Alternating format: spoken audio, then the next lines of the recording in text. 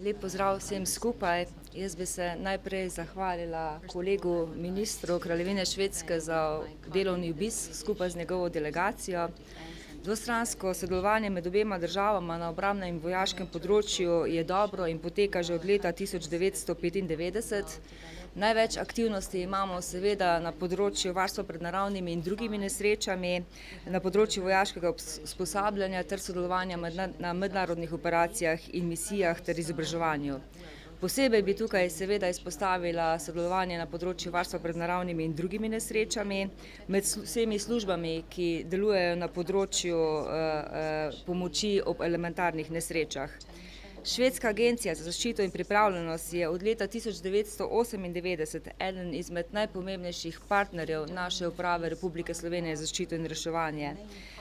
In od leta 2009 je partnersko sodelovanje tudi med obema izobraževalnima centroma. Danes smo govorili tudi o drugih področjih, predvsem o kako okrepiti našo dvostransko sodelovanje, možnosti sodelovanja tudi Švedske v našem NATO-vem centru odličnosti za gorsko bojevanje, o tem, kaj lahko naredimo še naprej na področju vidika spolov na obrambnem področju, kjer ima Švedska veliko izkušenj. In tudi tukaj je dobro sodelovanje z Nordijskim centrom za vidik spola v vojaških operacijah. Kot sem rekla, govorili smo o sodelovanju na področju gorništva in tudi o tem, da je bila Švedska v preteklosti pomemben partner ustanove ITF, International Trust Fund v Sloveniji, in da je tudi tukaj področje, kjer lahko okrepimo svoje sodelovanje. Izmenjala smo si poglede na trenutno varnostno situacijo v Evropi, predvsem pa tudi na Zahodnem Balkanu. Vi veste, da si vsi prizadevamo za mir in stabilnost in tukaj je področje prioriteta delovanja Slovenije, predvsem področje Zahodnega Balkana, in menimo, da bi dobro sporočilo ali s strani Evropske komisije ali s strani NATO, da so države na področju Zahodnega Balkana naredili pomemben korak naprej. Tukaj imam v mislih predvsem Makedonijo, bilo dobro tudi za večjo stabilnost in mir na tem področju. Izmerjali smo naše izkušnje sodelovanja v mednarodnih operacijah in misijah, kar na nekaterih operacijah smo skupaj, denimo v Kosovo, v KFOR-u, v Maliju, v Afganistanu, sodelujemo v Mediteranu, v operaciji Sofija in še nekaterih drugih.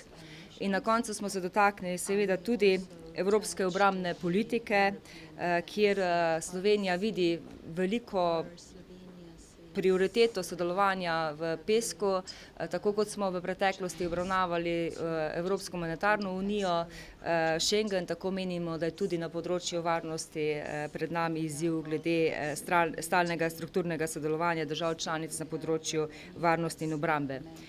Zanimala nas je tudi izkušnja Švedske, kako zagotavljajo kadre v oboroženih silah, se pravi glede obveznega služenja vojaškega roka. Vi veste, da se tudi v Sloveniji soočamo z problemom, kako zagotoviti dovolj kandidatov za služenje v Slovenski vojski, in tudi tukaj smo dobili nekaj dobrodošlih, dobrih praks, ki jih lahko uveljavimo tudi v Sloveniji.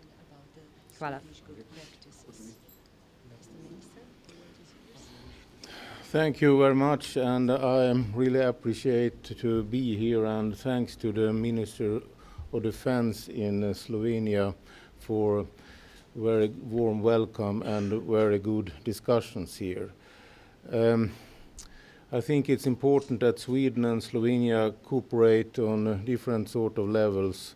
We are both in the European Union and we meet there on a regular basis and can also there support what we say from each country in different sort of questions. And I think it's very important that we have these connections, because just now we need to have unity in European Union and we need to build security together and be united, because we have so many challenges in our neighborhood. So the only way we can do it is to do it together. That's our ground platform from the Swedish side, and because of that I today visit Slovenia, and later today we go to Croatia, and we also go to Hungary tomorrow. So we will make a little trip here. I have invited the Slovenian side to participate in our information system about demining, how to handle these sort of explosives, and we have had cooperation with Slovenia before in that level. We have also discussed what we can offer with our gender center in Stockholm, and I also invited the minister to Sweden. We will consider the offer from the Slovenian side to join this mountain warfare center that you have here in Slovenia. I am very glad for that invitation. Thank you for that. I think that it's important with these sort of contacts on a regular basis, because we can create ideas how to go further together and do things together. Because if we build these networks, we are very strong. I'm looking forward to further discussions with the Slovenian side, and we will come back in the future also. And thank you so much for these discussions and negotiations today. Thank you.